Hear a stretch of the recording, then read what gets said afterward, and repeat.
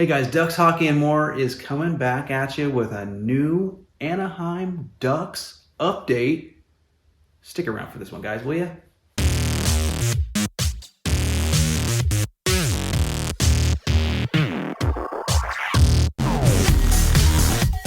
All right, guys, Ducks Hockey and More.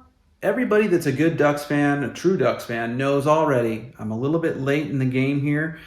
Work's busy, so here I am finally getting to it. But we have hired a new bench boss. What? Dallas Eakins was fired? What? And now we've got a new bench boss. Pat Verbeek mentioned it. He wanted to have somebody behind the bench, if at all possible, before the draft. Well, he did it.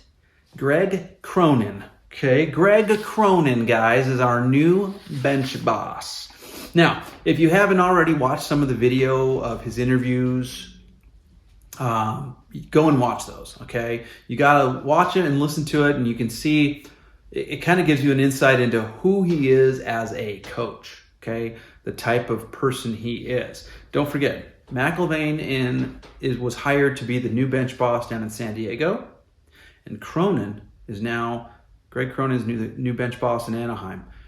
Both these cats have a very similar but different, but both of them I like. I just like who they are. And when you listen to them talk and you go, okay, yeah, that's what I like to see. That's what I want to see. Now, keep in mind, okay, you can talk. It's like an interview. I hire people at my work, and they're usually younger, but I interview them, and they might interview well, and I go, oh yeah, I really like this guy, or this gal, and they seem really good. I like what they're saying, and they seem like they got a good personality, and I'm going to give them a shot. So I hire them, right? Few days in, week maybe a little bit longer, you start to see who that person really is. They may not be as good as you thought they were. Okay, you're like, you're not quite living up to the way you sold yourself to me, right? So it's really important for me when I'm interviewing people to kind of ask the right questions, find out just in general, not only just the questions, but just in the way they talk to you, okay? Just talking, just bullshitting, okay? Talking about what they like to do. If they're not very open and they're kind of, I always usually I kind of stray away from those people. But if they're bubbly and they're happy and they're, yeah, oh yeah, you know what I mean? Or they're involved with extracurricular things outside of work or outside of school, that's important. I like that. That means a lot to me. It means they're dedicated to something. Well, if they're dedicated to school and the extracurricular activities that they're involved in, they're going to be the same about work, okay? Well, the same applies to an NHL coach, right? He openly said, Greg Cronin, that he wants to get to know the players. What makes them tick? Each player's different. What drives them? What do they motivate? What motivates them? Those kind of things. He wants to know all that stuff. And I think that's important. Okay, it's important. He's got a history, Cronin that is. He has a history of developing young players, young, very skilled players, and developing them to become good NHLers. Okay, his history, he's proven that he can do that. Now, keep in mind, Dallas Eakins also had a good history with younger players. In the minors, Dallas Eakins had a pretty good record. He wasn't bad. It was the NHL where he struggled and just he couldn't do it. Straight up couldn't do it. He was trash at the NHL level, but he was better at the lower levels. Okay? Cronin, he's got a lot of NHL experience. His last 5 years were spent over for the Colorado affiliate, Colorado Eagles. So he spent the last 5 years coaching the Colorado Eagles, which is the Colorado Avalanche's affiliate in the AHL. So 5 seasons there. Prior to that, he was an assistant coach for the Toronto Maple Leafs and the New York Islanders. And he did that for 12 seasons. So he's 60 years old too. So he's been around a long time. He's no joke, okay? He's a good coach, okay? He's never been an NHL head coach, okay? Been around him, okay? So I have no doubt he's going to do well. I feel like he's going to do well. I don't know if we shouldn't expect him to just have this amazing year next year. It's going to take time, okay? And we have to give him that time. We can't just go, and blow him out like we do with Dallas this year. Dallas has been there he was there for 4 years, okay? And he never had a good season. And this last season was crap. So adios muchacho, right? Well, Cronin's going to need a couple seasons of time to see. If he continues to develop and the team gets better and the record continues to get better, there's no reason to go throw in the towel on him. So let's see what he can do, right? I'm really excited about Greg Cronin. I think Verbeek did a good job, did a really good job. And if Pat Verbeek in his interviews with Greg and all the other guys that he interviewed picked Greg out of all of them, that says a lot. It really does. It says a lot. He teaches the small details in that interview. Go watch it. He teaches the small details of the game that a lot of younger players don't think about. They forget very easily. And Cronin is good at instilling those small details so that it becomes just part of your game. It's instinctive, right? It just happens out there, those small things that you need to do. He's also big on working hard. Okay, he wants all his players to work hard, earn that position, earn that puck, get that puck, go after it. Get in there and get it. That type of thing. So very, very good stuff. That's what we need. We need players that are going there and they're going to battle and they're going to win those battles most of the time. And that's going to help us score more goals. It really is. Let's see, what else? You got to watch that interview. It's really good. I don't know what else to say. He has a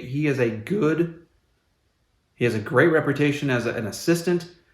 He's done a very good job at the AHL level. I think this is going to be a good thing for the Anaheim Ducks. So that's the big news out of Anaheim, right? Welcome to Anaheim, Greg Cronin. Let's see what you can do, my friend. Anything's better than Dallas shitty ass Incan. So I've mentioned it before many times. Obviously, the draft is coming. We got the number 2 overall pick. Kind of got screwed over there. An original 6 team jumped up 3 positions and took over the number 1. That's just stupid. But anyways, so we're going to get the number 2 pick overall. I have a feeling, guys, Adam Fantilli, he's kind of a lock for number 2. If Connor Bedard goes number 1, which we pretty much know he will, right? And he'll end up playing for Chicago. The Ducks have got to take Adam Fantilli. He's an amazing center. He's a Hobey Baker winner. He's kind of a lock at number 2. I really feel that way. There's lots of good players in this draft, though. So here we go. So we add Fantilli, right, at the draft, more than likely, okay? Then what do we do, right? And I'm going to dive into it in another video about what potentially could happen in the offseason. And when they do happen, we'll talk about it.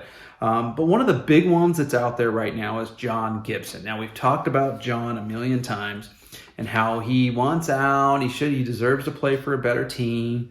Blah, blah, blah, blah, blah, blah, blah. Well, I love John Gibson, and I don't want to see him go.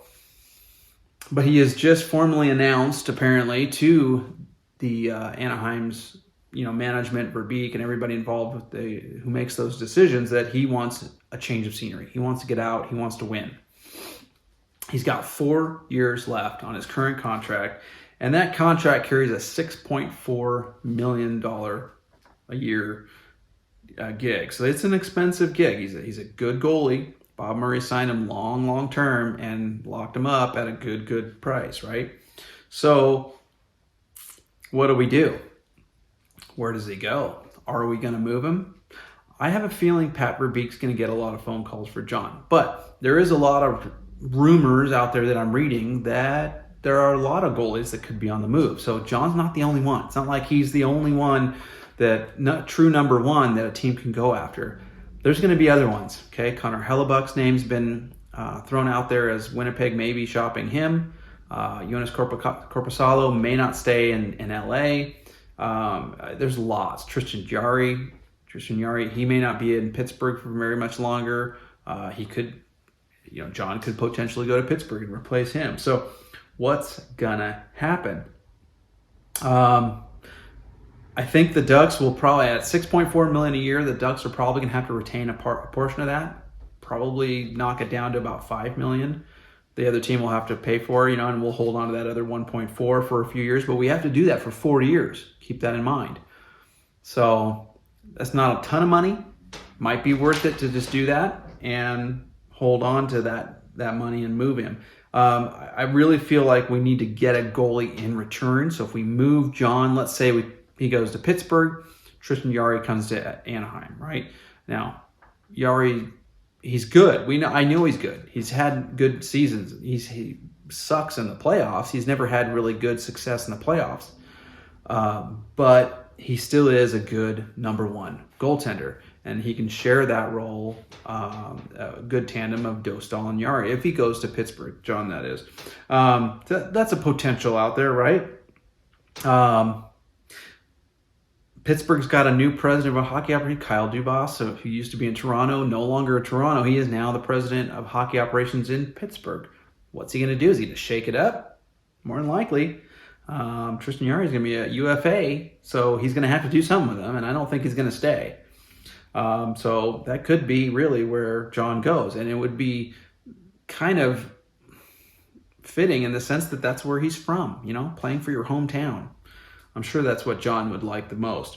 Buffalo is another one. Buffalo is on the cusp of becoming a playoff team year after year, but they need a good, solid number one goaltender in net. Goaltending and defense wins you championships. If you're a Ducks hockey and more fan, I say that all the time. I firmly believe that. Buffalo needs a good goaltender. They need a good number one. Another place that John could land, Buffalo. Ottawa. Ottawa needs the same thing. Same scenario, Buffalo. They're right on the cusp of becoming a playoff contender, playoff team year after year. But they need a goaltender, a really good number one goaltender. Again, John Gibson could fit very well in Ottawa. Question is John willing to go to Ottawa? Is that one of the teams that he's willing to go to? I doubt it. Pittsburgh and Buffalo, probably yes, because that's right there in his hometown.